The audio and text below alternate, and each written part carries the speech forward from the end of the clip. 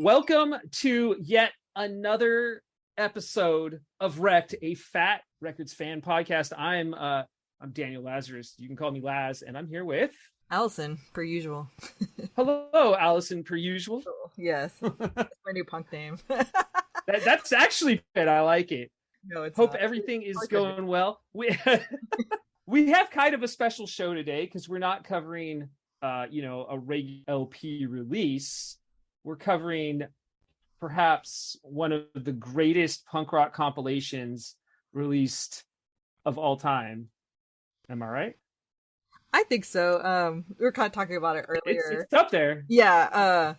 Usually on the show, if you've gotten this far, usually we look at stuff on reviews of albums and especially on Amazon because it's of the people. And yeah, there wasn't really a bad thing to say about this comp, which is pretty impressive for Amazon and all the other websites. It had only 4 and 5-star reviews, which I thought was very interesting. But it's a comp, right? So it's basically like a best of the label, right? Yeah, that's exactly. The idea of a compilation. And that's, I don't think that's a lie with this record. It came out in 1994. All the songs on it are from basically all their main releases up until that point. And it's crazy to think about how in the beginning they haven't really been running fairly long at this point, and yet they have so much good material to choose from already, and it's like what, a year, maybe 2 tops. Yeah. So do you want to just get into it and just start talking about the first 5 songs? Why don't you explain it? Okay. If you have also been listening up until this point, we have covered the first 5 albums. So all these songs are from those albums. So we kind of thought we'd do a kind of a rapid first 5, just because we are going to keep reiterating the same bullshit over and over again. So I can start us off. Anti-Manifesto.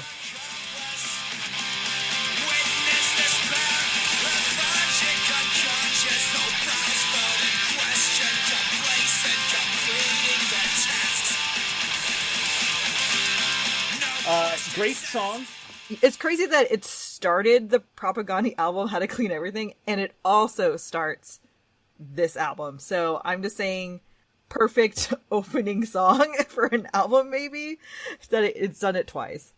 It's very good. I have fond memories of this song outside of Propaganda or this album. Well, outside of the How to Clean Everything. I had a friend who played guitar, and I would hang out with him. He's another punker like myself at the time. And he always loved to play this song, Anti-Manifesto. So I just have all these memories of just sitting around with him, like practicing it on an acoustic and singing. So like, that's what I think of. I think of my buddy Nick, who I haven't seen in a very long time. Yeah, like just hearing that song, even though, like, of course, Propaganda, but then I think back to Nick, and I think he's really the one who got me into Fat Records bands. It had good memories. And so since we're just not talking about this, the actual, content of the song, that's what I wanted to bring up, is that, hey, this is a good song. Yeah, if we get into the content of the song, this episode is going to be a lot longer. Right, exactly. Let's move on. Yeah. Know It All.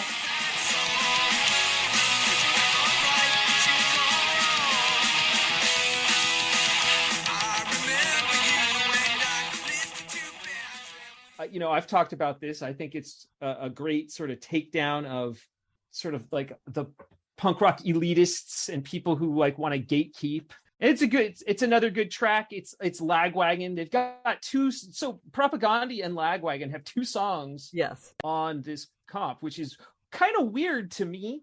But it makes maybe sense. They were running out of space. That's what I'm saying. They've only been running for so long. I mean, so having the first couple bands they released out of the gate kind of makes sense. I will confess that Know It All's probably the only favorite track I have from Trash. So Boo.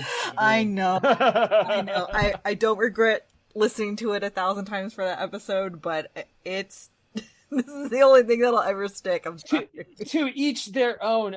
One thing that I think of when I think of these songs is that they basically picked the best songs off of like all their releases. Or at least Yeah.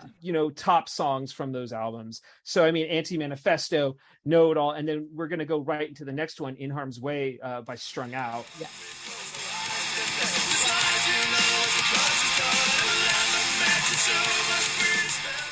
Wow, it's such a good song. Yes, I love this song. Such a good song.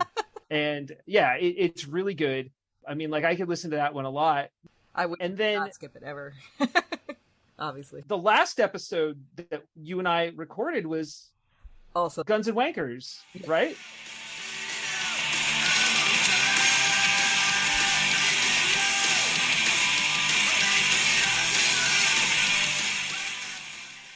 And so that's Skin Deep, and I think that was both of our favorites. Yeah, that was definitely like a gateway drug for me for that album. Yeah. Like, I need more of this. A lot more of this. I still need more of this, but it was good to hear that. Like, because it had been so long since I had heard this, it was almost like a surprise, right? Like, it's like, this is your life, and it's like, oh, I remember this one on this album. I remember this was on here, because I kind of had forgotten. Like, I hadn't listened. I probably hadn't put this in I hadn't opened up my CD player and popped it in 30 years, right? Because I have Spotify. I can just like make a playlist anytime, right? Yeah. Like, so it was fun to like peel back these layers and be like, oh, Guns and Wankers. Yeah. If they made an album tomorrow, I'd buy it. So you know. Yeah, sure. Me too.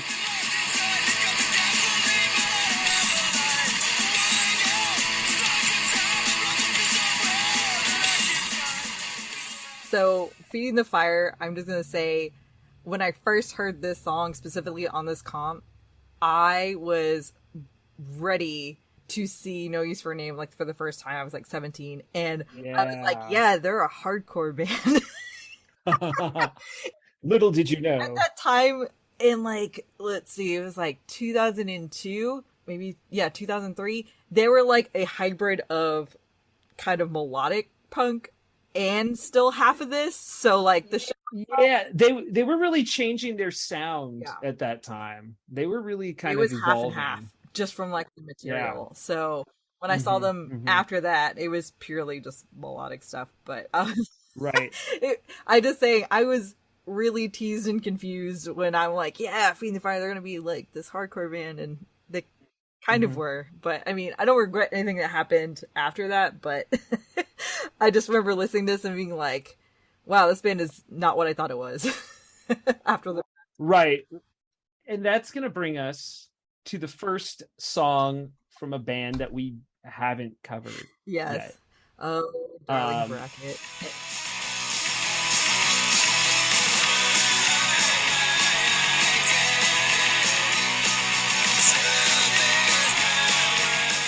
And it's Bracket. And okay. Bracket. How do you feel like overall about Bracket or the song? I like Bracket. Okay. I'm a fan. Okay. I like Bracket. But do you really like Bracket? It's hard to find a very tried and true Bracket fan. I've played like maybe 2 or 3 different albums, and I really like their I think they're live in a dive. I think, please, I know they have one, right? I'm sure I've heard it. I'm actually kind of sad that I yeah. But when I think of this song, like this song is so like uplifting, like musically, right? So we're talking about 2 Rack 005, which I'm pretty sure is a license plate, right? It's that, or it's like part of a computer. I don't know. I never like got further than that, honestly. No, it's definitely a license plate, because I'm reading a blurb right now that says this song's title is based off of a license plate Bracket saw while touring. I don't know if we, eventually we're going to cover this album, but besides this being the first time I heard it, I also had this Fat Records like music video VHS tape. And the video for this song was on there. I don't think I've ever seen it. I probably need to YouTube that. You should totally look at it. And they seem like the most like happy-go-lucky band in the world. And I just want to hang out with them. They're the power pop of Fat Records. They totally are. So I have a really weird story about specifically because from this comp. So I've had this comp in my life for God knows how long. on CD. It lived in my house, in my car, or wherever, forever. And then when I met my husband, he asked me a couple of questions, and they're really dumb questions. He asked me if I liked Stargate, which was a weird question. I was like, I've seen the movie. It's cool. Yeah, sure. I probably hadn't watched it since '92, so whatever. Or whenever it was made. Right. And then he asked if I like Bad Religion. I was like, well, yeah, duh. He's like, okay. And the third question he asked me, he's like, do you like Bracket? And I was like, I know who they are. Because this is how I know who they are. Because I'm like, yeah, they have that one song on Fat Music for Fat People. That's how I know Bracket. I like this song a lot, and I never went any further, honestly, until obviously I dated a very major Bracket fan. He has a Bracket tattoo. That's awesome. Kinda. It's like a demon eating a hot dog. It's like a modified version. So, yeah. I'm just saying he probably wouldn't have married me if I didn't know who Bracket was. No, not really. Wow. Like, that's it. This girl's not that cool. Thanks, Bracket, I guess. Another fun fact about this song in particular, it was on the Tony Hawk's Underground soundtrack. Underground. I didn't play that one as much, so. Yeah, but like many punk rock songs and skateboarding, they kind of all go together. Oh, right? Get like that Tony Hawk money. Good for you. That's right. You know what? That exposure is very good for a punk band, I think. Poor Bracket. But Bracket's fun. Like I think, like, I just feel they just compared to everybody in this Fat Records catalog. they're definitely underrated. Yeah, they're definitely exactly. Maybe the most. Maybe the most underrated band. Yeah. Here. But like, I enjoy Bracket. I don't think even though their lyrics sometimes can be sad, right? Typical punk, sometimes typical punk lyrics, right? Yeah. Their music is always peppy. It's uplifting feeling, right? And especially this song. And if you watch the music video, which you just found out about, like you should, because then you're gonna be like, wow, I really want to hang out with Bracket. They like I said, they look like a bunch of like fun people. You could go hang out with Bracket. Chris did. He went to. They live. Did you go to the? I'm fairly certain they live in the Bay Area. Did you go to the? Was it the 25th anniversary? No, I went to the 13th anniversary Fat Show. Oh, okay. So that you're like, ugh. No, the 13th anniversary was No Use for a Name, Propaganda, Lagwagon, and No Effects. I mean, I wish, but basically, the first, Well, I went to the Boston one. I think they released more bands for the San Francisco one. Oh. And then they added Bracket on there, and Chris went without me, so I didn't get to hang out with Bracket. He did. Nice though. That's. See, I bet you if we asked him, hey, is Bracket fun to hang out with? He'd be like, dude, they're the best. If you want, I bet you we could get Bracket on the pod. I'm just saying, like we should try, because I would love to talk to them and be like, tell me about this music video. Do we want to keep talking about? So this is actually we might as well at least say where it's from. This is off an album called Sticky Fingers. Yeah. We're talking about underrated bands here. Oh my God. The next band, Tilt. Yeah, you took the words out of my mouth.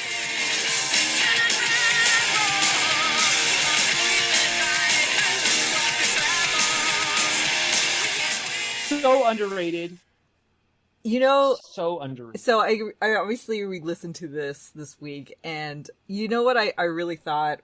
I thought if Tilt like somehow had a time machine and they released this album this year, I think it would do really well.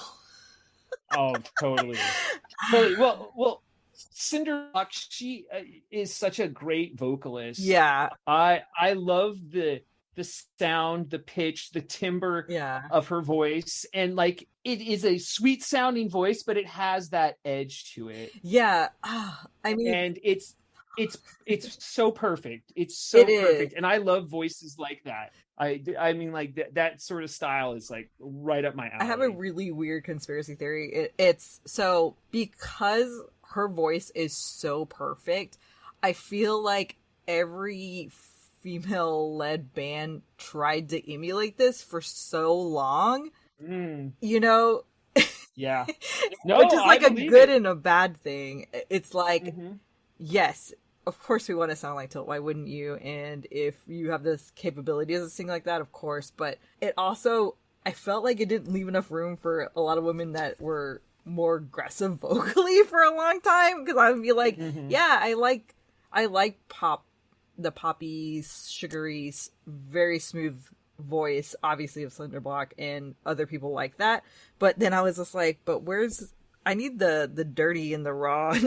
I need both. Sure. I always need both. And another thing, it was, I mean, like, I don't know when the next female-led band on Fat was. Yeah, it was about. a long time. That's why I'm saying, like, the bar is definitely set high, but at the same time, it's like, yeah, nobody else was doing stuff like this. And I definitely think Tilt gets all the credit they deserve. They absolutely do. Like, totally. And the name of this song, we didn't even say it. It's called Weave and Unravel.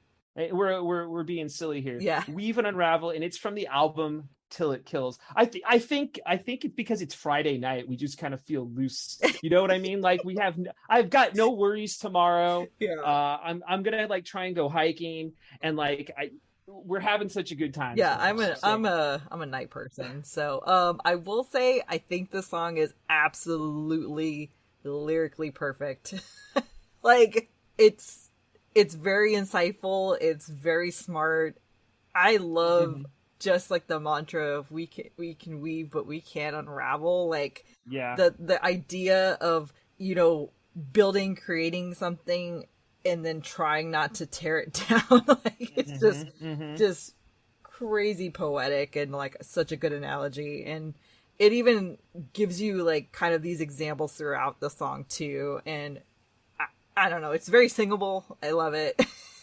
No, it's very good, and I can't wait for us to actually cover that album. Yeah, exactly. Because we're going to dive deep into that one, and there's a lot to unpack in that. Yeah. You know, not to mention, you know, continuously praising Cinderblock. Well, yeah, I just feel like and her talent. The album itself really created an echo like effect, you know, like a band that influences other bands. Like that.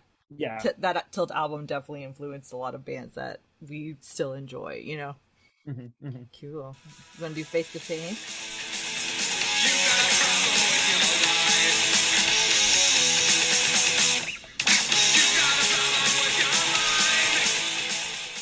Face to Face. So Face to Face is a band that, at least I want to say maybe in like 1995, had like a little bit of radio success. Yeah. Maybe 96. I don't remember what song was getting played on the radio. Now, this came off the album. So this is the song You've Got a Problem. It came off an album called Don't Turn Away. I love that album. Right?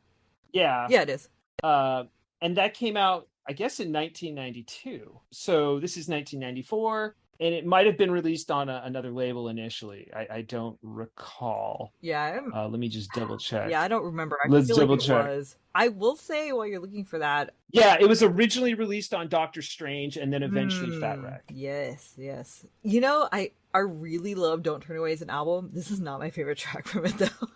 Like, there's so many other good songs. I mean, it's not a bad song, I'm not saying, but I feel like there's songs that overshadow this one, in my humble opinion. Face to Face to me is always a band that I like, but it's not a band that I've ever gone out of my way to go see or like even like listen to like on a regular basis. It's very much a band that I always hear on comps, or I toss a bunch of songs onto a playlist and I'm like, well, I like these Face to Face songs. So, but the thing is every time I hear Face to Face songs, I'm like, oh, it's Face to Face. I like Face to Face. Let me see how I can say this. I want to do a little positive spin on it. They're just that kind of band where like, I don't ever think about them, but when I do, I'm like, oh yeah, I fucking like Face to Face. I like this band. I'm actually excited for us to cover some Face to Face albums at some point, so I'm do a little more of a dive. I usually go see Face to Face. Honestly, they are a good band. They're probably not my top favorite, but they're a very good band. But they always tour with somebody really awesome. So like it's always yeah. kind of like this really good package deal. Like I saw Face to Face and Strung Out before, which but I've also What a good combination, though. yeah, What and a then good didn't Face to combination. Face and Less Than Jake do a tour together, which I Ooh. really bummed I missed that. That's what I'm saying. Like obviously with another band I would go see. So I think they're really smart. You know, like they're a good band, but they're like, let's have another good band always come and support us, so you get kind of more bang for your buck. And I think that's a really good strategy, honestly. Mm-hmm. Next song is United Cigar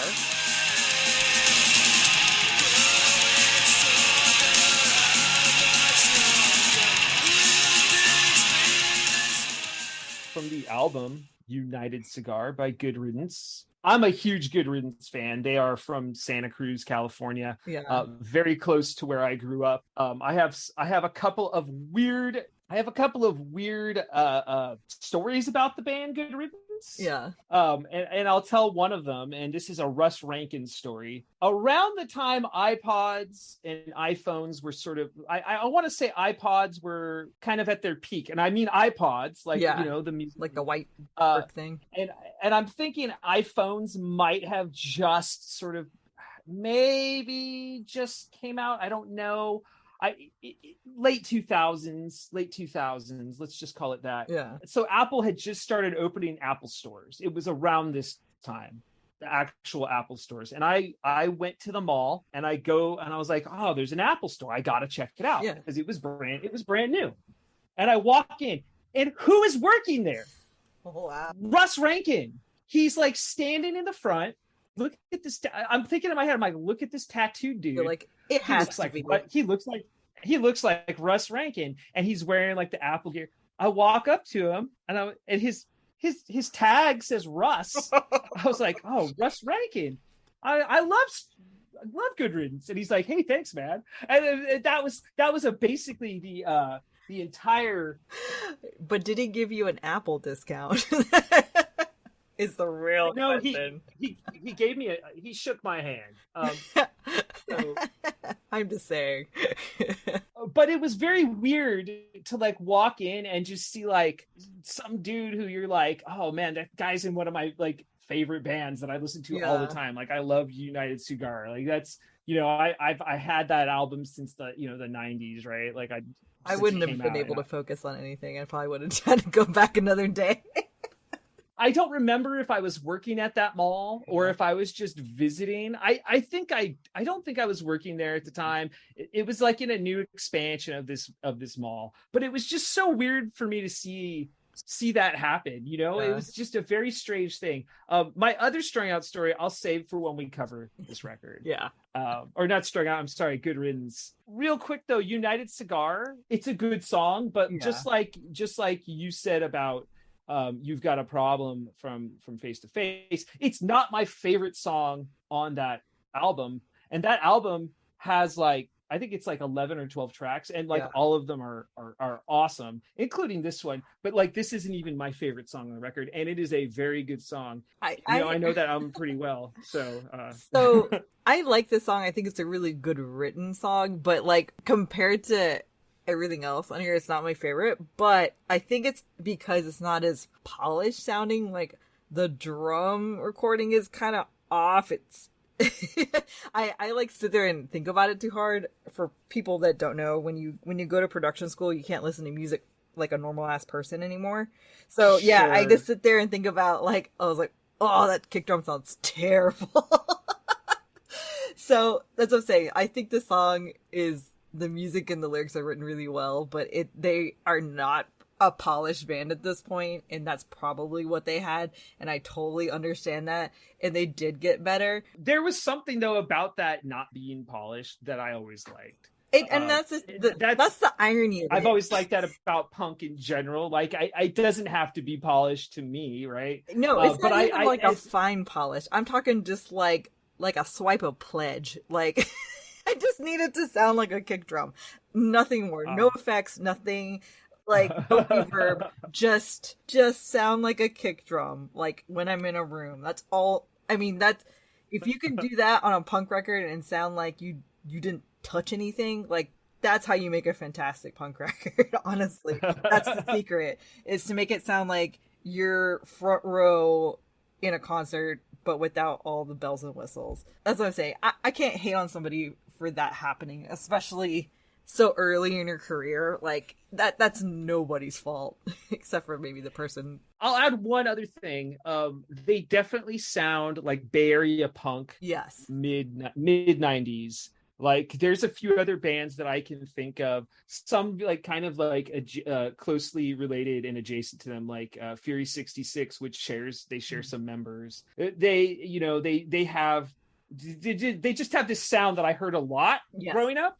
And so could be one reason why I'm very fond of them. Oh yeah, if you had a gun in my head and I never heard this band, they'd be like, "Where is this band from?" I'd be like, "Obviously California."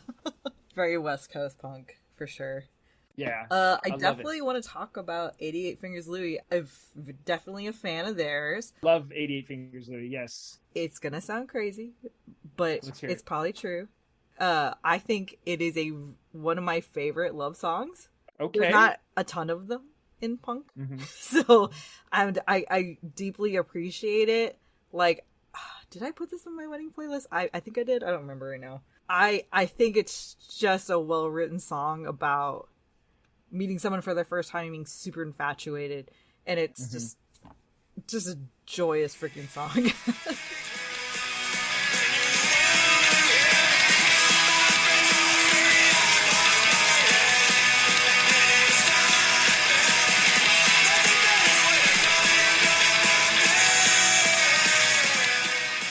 88 Fingers Louie, another kind of like band that I feel like people forget about. Yeah. I like them. They actually have some of their. This isn't like a very popular opinion about 88 Fingers Louie, but they have a lot. I think they released like a B-sides album or like early release stuff. Yeah, and I like that a lot. Like I like all of their really early stuff because it's very raw, and not polished. Right, like that's one thing I just like think about it. And I don't know. I was like we were talking about as we're going through the album, I totally forgot this song was on there, and I was like, oh, it's 88 Fingers Louie.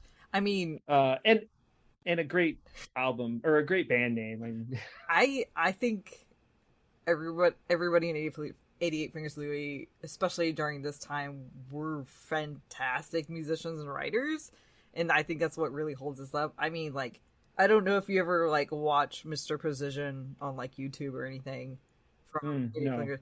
He's amazing. Okay. I don't watch a whole ton of guitar stuff, but I absolutely have watched his stuff, and it's just crazy. And I saw them before the shutdown because I did an interview that will never see the light of day. Womp womp. I know.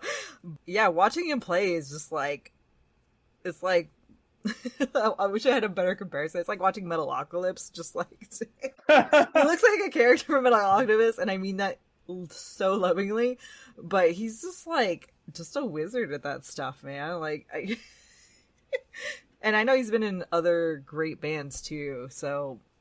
And I guess we could talk about it a little bit. They have some connection to Rise Against, right? Yes. Yeah. It's also Joe part of Rise Against. Yeah. Right. So it's very interesting. I don't know too much about how they went from 88 Fingers Louie to Rise Against. I don't know much about that and story, those are two very which I'll learn about. Powerful bands, especially in the beginning even. I can't wait to get to like the year 2000 or whatever, whenever Rise Against comes out. We have a lot of albums in between there then and there. But, that's what I say. I'm going to take this opportunity to talk about 88 Fingers Louie now. Yeah, let's go. So 88 Fingers Louie, this song, like you said, a really good love song. Yes.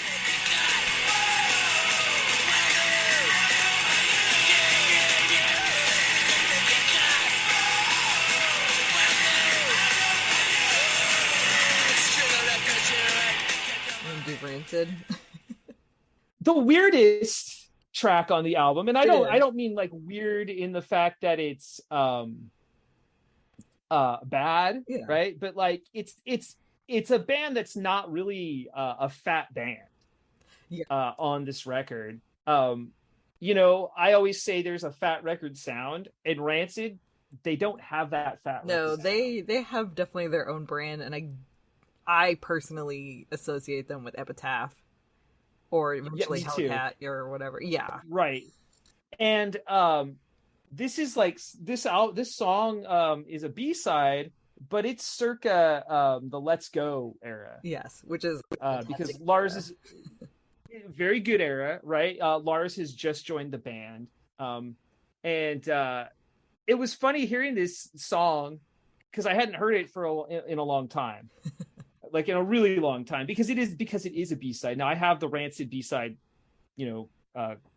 record or whatever collection that they put out, but I haven't listened to it very much. But it was weird hearing it because like you've got like you go from like all these classic Fat Records bands and then it's like Rancid. You're like, I think the last it's weird. The last random Rancid track I listened to was and by the way, good song. By the way, this song is called Just a Feeling, and it's from the Radio EP that was released by Fat Records in August of 1993. So in case you're interested, that's where you can find it, or on the Rancid B-Sides collection. I wonder what the thought process was for Rancid. I'm sure they could have been on Fat Records. I wonder if they had two offers. You're like, you could be on Epitaph, or you could be on Fat Records. They had already released 2 albums off of Epitaph. Yeah. At this point. True. I'm wondering if they just wanted to do a favor for Mike, right? Yeah. And for Fat, they're like, hey, we'll put out an EP on Fat Records. Sure. Your label's just taken off. We can do that for you. Like, I'm wondering if that's what plus it was like, it's just kind of like B-sides. Like, I'm not sure what else was on the radio. I mean, we might as well look into this really quickly. Yeah. There's 4 songs on here. Radio. Yes. Obviously. Dope Sick Girl. So both of those songs are on Let's Go. And then Just a Feeling, and then Someone's Gonna Die. Ooh, that's a good one too. So it is a good one. Yeah, it is interesting that they released it off of Fat. It's really weird, but it's cool. It made it on a Fat comp, sure. Yeah, maybe it's like some weird gentleman's agreement. You're like, okay, we want to test these out before we release an album. I don't know. Well, punks are incestuous. Yeah, they like to help out their friends. Like, like that's kind of how I see it. Like, they're like, oh yeah, hey, we're putting out our first comp. We really want you on it. Rancid's probably like, hey, or not the comp thing, but like, hey, we got our label. Yeah. You guys should totally like put something out. And Rancid was probably like, hell yeah, we'll do it. Honestly, like that's the only thing I can think. Now that I'm really thinking about it, it probably came down to money because both those labels were still pretty green. And when you can't necessarily afford a release, you can partner with another label or what have you to help fund it. That's true. So we've done that before on the very, very, very small label that I work on. We're like, okay, if you want to release this, and we partner with another label and smaller label in the community, and we just like, okay, now we have enough money to release this because we like these people. I bet you it's probably nothing more than that, and I'm just fantasizing. If I was going to talk about this song, though, it's not my favorite Rancid song. No, I mean, from that era, it's like, okay. Yeah, it's not. I mean, Let's Go is a really awesome album, and I understand why they didn't put like the A-sides on. Like, that was all A game between Out Come the Wolves and Let's Go. That's just like, right. As I was saying, if this was released, if Just a Feeling was released today, they'd be rolling it in right now. Oh, totally. We've got 3 more on this, and the next one, more Lagwagon. I mean, Mr. Coffee, it's perfect. What more can you say? We've talked about Mr. Coffee in excess. I will accept no other answers. It is a punk rock classic. It is one of the best punk songs I think ever written. Yeah. At least if you want to be more specific, it is one of the best 90s punk songs ever written. Some people are gatekeepers and would be like, punk in the 90s is bad, or I don't know. Mr. Coffee, love it. Duh. We've talked about it. I think we can go on to the next one, which is one we have not talked about. Yes, it is my favorite Propaganda title. I'll let you know that now. Yes, go ahead. Oh, homophobes are just pissed because they can't get laid. Definitely the mantra through most of my life.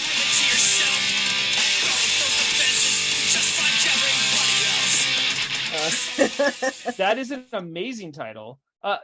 Propaganda always has good titles for their songs, though. Like, let's be real. Like, if you just go down the list of titles for Propaganda, like songs on their albums, they're so good. They're so clever. Well, the song titles are really long in the beginning. Now they've kind of condensed them. Sure. But I do miss the long. I will just say these are truths. Well, if you look at titles, totally, absolutely, and if you look at the lyrics, the lyrics are really, really good. Like, oh, they're fantastic. That's what I'm saying. Like, just speaking truths left and right through this whole song, and just love it. This is probably my favorite Propaganda song during that era. Sure, no, that besides obviously Anti Manifesto. Yeah. That makes sense. Definitely top 5. But the title basically describes the song as well, right? Yeah. I mean, they're just calling out homophobes, and as they should, yeah. Right? Like, and they're one of the first bands that really did that I can think of, where they were so, like, Propaganda is such a they're so lyrically aggressive, right? Because they take no prisoners, they call out people. I don't want to say they tell it like they see it, because that's such a terrible phrase. Right. What are you, my mom? but yeah, right. But they call out people who need to be called out. They call out systems that need to be called out. And I definitely think Propaganda helped a political awakening in me. And so songs like this definitely were just, an influence for sure. I just love, personally, I love the message just because I'm queer, and it's always crazy to me because especially being pansexual, like, if people want to get mad and tell me it doesn't exist or whatever, and things just dumb, but at the same time, it's like, I'm just laughing all the way to the bank because I have no boundaries of anything, like no sexual orientation, no gender, like it is literally all for me if I choose to be. So I was like, it sucks to be inhibited, I guess. I don't know. I think you're right. Well, for me, as an ally, there's nothing I love watching more than watching, like, these haters get called out and then get angry about it, and just you just like go home alone, right? Totally. And so, like, I it's like, just get out of here. Come on. Yeah. We don't want you around. Yeah. Nobody that's happy or content or whatever is saying shit like that. I got no tolerance for the intolerant, is what I'm saying. Yeah. And so what's that German word? I can't even pronounce it. I know what you're talking about. Scheidenfraus, or you know what I'm saying. There's that a German... Maybe that you're onto something. Propaganda is intolerant, or is it intolerant of the tolerant, or whatever. I'm intolerant to intolerant people. Like, it's just that's Propaganda's like motto. Totally. Like, they can put it on a shirt. Why not? Intolerant to intolerance. Like, it's a great motto. Well, I think we're at the last song. He raped all my people as he raped my country. It's my least favorite NoFX song too. I understand. Now it's like taking a bullet. It was so good. They could have put The Longest Line on there, which is a good song too. I like The Longest Line. Yeah. So this song is Kill All the White Man from The Longest Line. Now, me and my friends used to love this song. I still like this song, but we would it, right? I like it. I've just heard it too much, I think. Yeah, I think, man, The Longest Line is a very good EP. The Yes. Death of John Smith, and I think Stranded and Remnants are all very good. Kill All the White Man to me was always very much of a almost like a comedy song. Yeah, So, because it is. but like it's a true song. Like they're telling the truth Yeah. here. Kill all the way, right? Like El Jefe sings these parts about the white man coming over and killing his people. It is a well packaged joke. Yeah. I will definitely say that. Yeah. Like it hits all the points it needs to. Mhm. But I think I don't know. I've heard it every NoFX set I've ever lived. Sure. What I will say about this track though is after Hefe's part, right, and his little trumpet solo, or is it a trombone? Yeah. I don't remember at this point. Yeah, the trumpet, It's got to be a trumpet. You get into the punk part, right? And I love that part, right? The drums come in, the sort of harmonic guitars come in where they're playing, or they're playing kind of harmonies together, and then Fat Mike's like, "Kill all the white," and it builds up very good. So to end the record, to end the first Fat Comp with a NoFX song that ended another, NoFX release, which it did come. I don't think it was their first NoFX's first release on Fat Records. I think they had released some like singles or EPs, or not EPs, but other singles. But I think it's the first album I think they had with Jefe. To me, when their sound truly solidified. I don't know if we're going to talk about The Longest Line in its own show. So very quick. Possibly. So I do like. So I'm just going to throw this out there, that The Longest Line, the EP is definitely like very much like the first time where like NoFX really sounded like NoFX a little bit on Ribbed, right? There's some songs, but still Ribbed is still a little rough, I think. But like once this hits, and then I think White Trash is after this as far as like order goes. They hit their sound, they hit their groove, if you will. And I think this was really like where they really did it. And so Kill All the White Man. What a great way to end it. I feel NoFX is still kind of figuring it out this time too. So like I can't say like, okay, could have been better, could have been worse. They're still grinding it out too, but you're following Propaganda. Maybe that was their first mistake. That's difficult. That's really hard. Yeah, I'm like, okay, like just I think following Mr. Coffee and then Propaganda, maybe they should have stuck themselves like in the middle. Well, maybe that's why they didn't put like their best song on there. They're like, hey, we'll just end it here, and maybe that's why maybe they didn't want to overshadow the other bands, right? Because it is Mike's label, and so like you wanna promote these other groups. Like NoFX doesn't need to promote themselves. Well. I think at the time this album came out, they were getting established as who they were, but they weren't exactly like NoFX yet. You know what I mean? They were getting there. So, but like maybe putting everyone else ahead of them, and just I would have put. Okay, if I'm just like thinking about this out loud. I would probably put the NoFX song between Face to Face and Good Riddance, and then controversial move, put Just a Feeling at the end. Oh, okay. That sure. I would have mixed up a few of the other things. So like I still would have started with Anti-Manifesto. Yes. But like maybe move like Blink up a little bit to like right. Like I always I'm very much a fan of intentioned art, and I consider albums like a part of the art. And I like crescendos. And I like mood swings in albums, I guess. Like I like to go from one feeling to another, but like I like it in an arc, in a nice smooth way, not very jarring, unless the jarring aspect is a part of the art, right?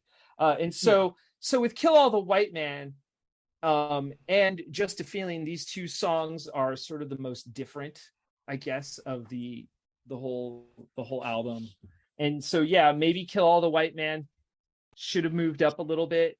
Same with Just a Feeling. You can put it in a different spot too. So I kind of agree with you. Like if you moved things around a little bit, but they didn't. This is the order of the album. and it is a classic punk rock album, classic punk compilation. And before we end the podcast, I think we should talk about like how important comps used to be, because I don't know if they're as important today. Yeah, actually, I have this little blurb I got from AllMusic. That kind of describes it quite easily. Says this is a pretty handy release for those looking for Fat Records' best in 1994. Originally distributed for free at concerts and through mail order, Fat Music for Fat People's main intention was to show the best of what the label was releasing, a cheap but ingenious marketing scheme. All of the tracks here are previously released material with the exception of Propagandi's Homophobes Are Just Pissed Because They Can't Get Laid, parentheses, one of the best song titles ever. Yes. Other standouts include Bracket, Guns and Wankers, Tilt, Lagwagon, and Face to Face. I thought that was like a really good summary of what it encompasses. But yeah, comps were definitely something you got through mail order from the label. I got some at record stores and festivals and random things like that. And the other great thing about comps is they were always cheap, right? Yes. They were like $3. Like I remember comps aren't hard to make because like everybody already did the studio time. Right, yeah. Like you just got to get a contribution and work out. You just literally got to get artwork and it pressed, Yeah, and right, exactly. And but comps in general, like I feel like at least in the San Francisco Bay Area, this was very big. Like everybody had it. And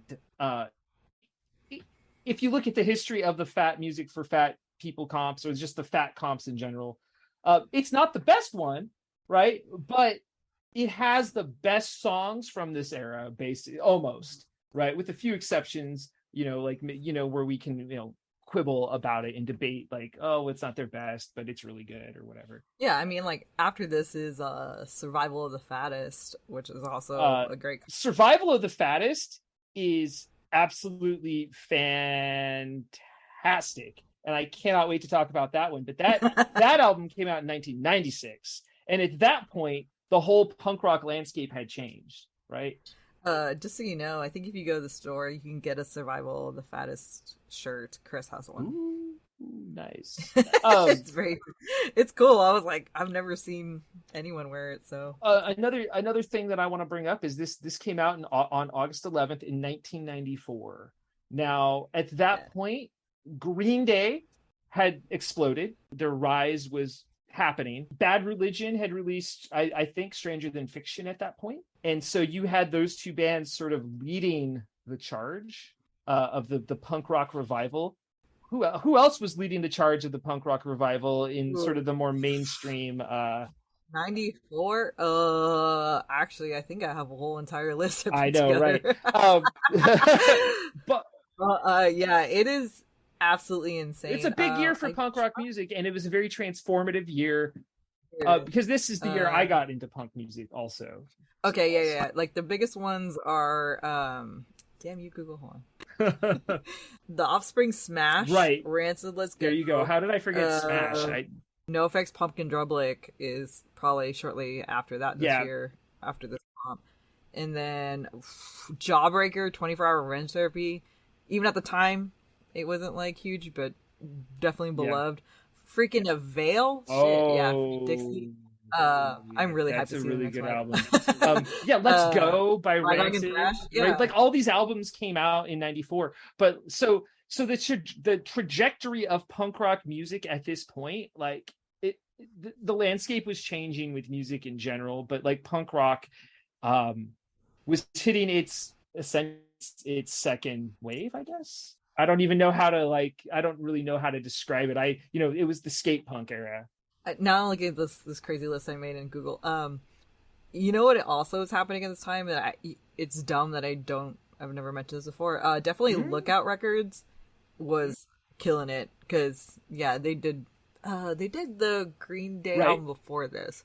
So, but yeah, they released a shit ton of good stuff. Green Day helped Lookout Records quite a bit because everyone was like, "Well, we love Dookie."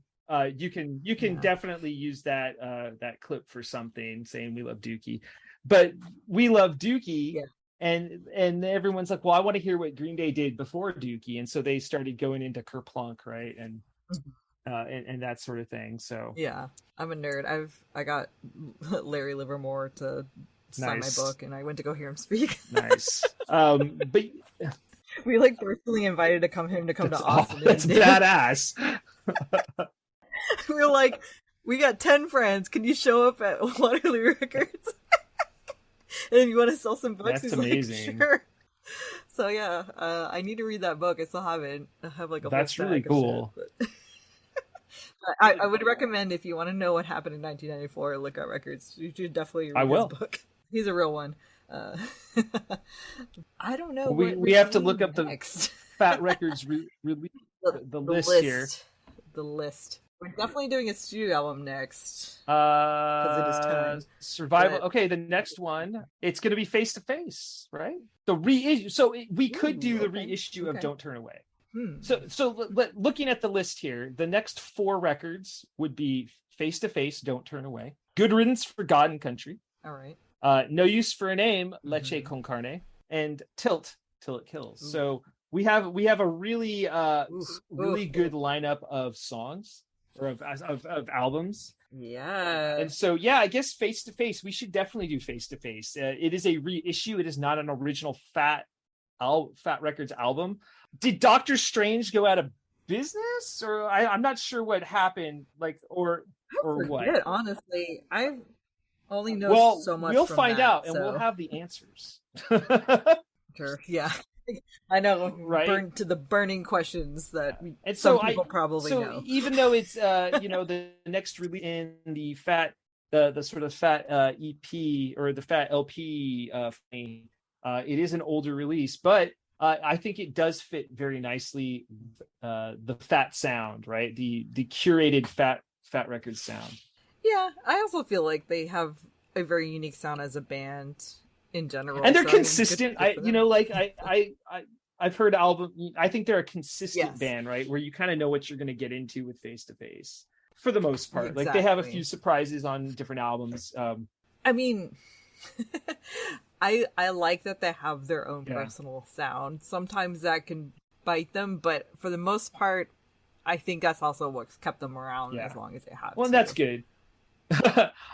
I'm just throwing that out there. I'm also looking at the little list right now. But I'm definitely looking forward to doing Good Riddance. I haven't listened to that album in a very long time. Actually, it's probably the only Good Riddance album. It's a very good record. Good Riddance, like, they're fun. I've seen them live more, probably in the last decade, and they've definitely grown on me since seeing them live.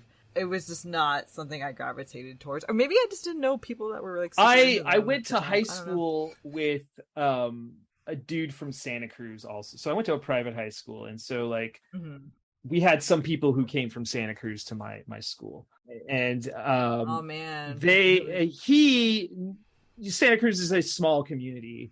If you're a punk in Santa Cruz, you probably know most of the punk scene there. So he knew Russ Rankin. His sister is actually mentioned in the thank you liner notes, right? I don't want to say who it is, but I hate doing that. But like that's kind of where I was at. So like I knew a lot of people who were really into Good Riddance. But again, like I'm from the Bay Area. They played a lot around the Bay Area. Like they were a familiar face. Yeah. Bands like that you kind of follow anyways, just because you're part of the scene. You failed to mention that one of the studio albums was Wizzo or Vizzo. Oh no, that's after. That's like the fifth. That's the fifth. Yeah, one, like right after. On. Did I? No, I was just saying. I was like, what?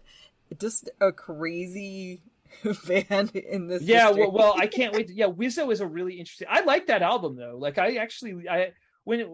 my friend loaned it to me back probably in 94, 95, and I remember listening to it quite a bit and recording some songs onto my own personal compilations. I've listened to them in this past decade because I finally was like, who is this? If we're talking like the foreign fat bands, I'm more of a High Standard fan, right? But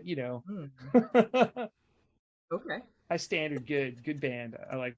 I would say from that region, probably my top two are Swedish punk bands, which is Millencolin. Oh, Millencolin's great. Millencolin's really good. I like Randy too. I was really, really contemplating life decisions yesterday because I saw Millencolin's playing Mexico City, and I was like, that's so tempting. It's like next March. Mm-hmm. I don't know. In Mexico? Nice. I was supposed to go on a honeymoon at some point to Mexico City, but I don't know if I could do it that soon. I know we got married in last February, but I was like, maybe. I'm like, fuck. Well, I think we pretty much did this album like pretty quickly. For sure. And we had a lot of fun. I think doing the comps on a Friday night is a good idea. Just like that, some good energy tonight, I feel. I should be at a ska show, but I couldn't do it.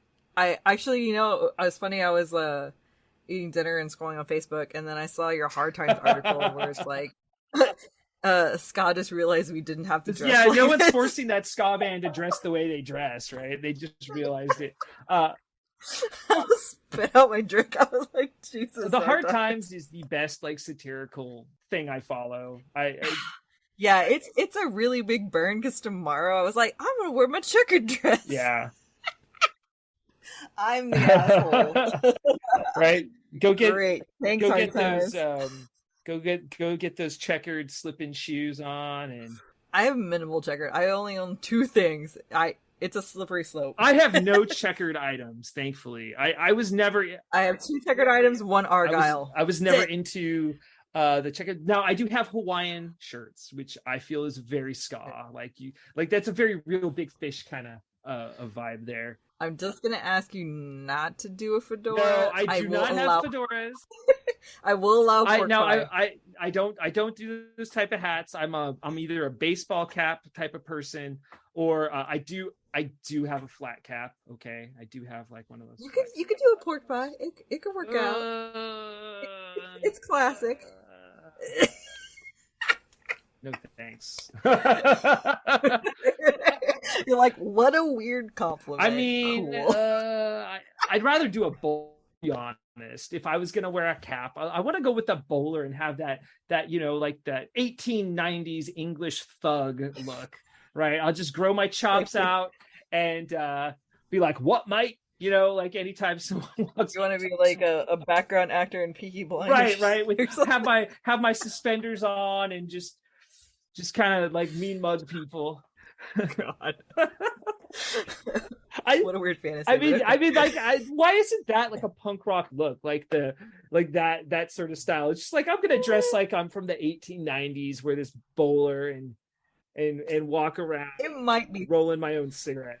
It almost borders on steampunk, but not quite. Don't ever go there. Okay. On that note, because we're getting real punchy. This was a great show. I hope everyone enjoyed it.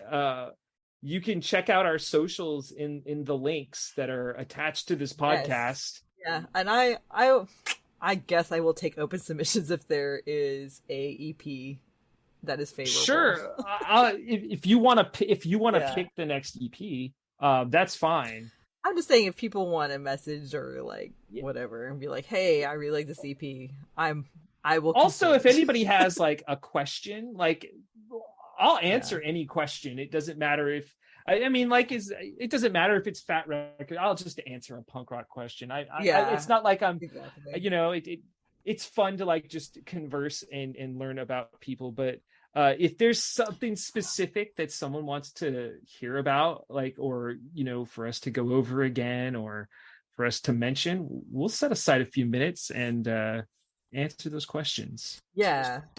I'm definitely going to throw some new Fat releases I got on the Instagram. And then also, it was really fun that people put their top 5 Propaganda albums on there because I was like, oh, yeah.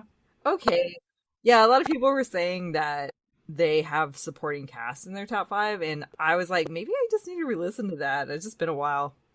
That's a good album. This is a very good album. I don't think I've listened to it in a long time, and I was like, maybe I missed something. Supporting cast is very Not good. saying it's a bad album. It's not. I remember it being good, but I kind of based it on like, okay, if I had to name a bunch of Propaganda songs, like right now, what would I name? Supporting cast is would good. the albums be? I really like Potemkin City Limits. I also really like Victory Lap and Failed States. Yes. In fact, their newer albums I think are just exceptional. Exceptional. I have a soft spot for Less Talk More Rock. Right, it's very good. But then like the next album is Today's Empires, Tomorrow's Ashes, and they just they totally redid the their style. They went and I'm glad they stuck more with that style because it feels more mature to me. I was an asshole and I asked the Propaganda Pod Unscripted Moments. Oh.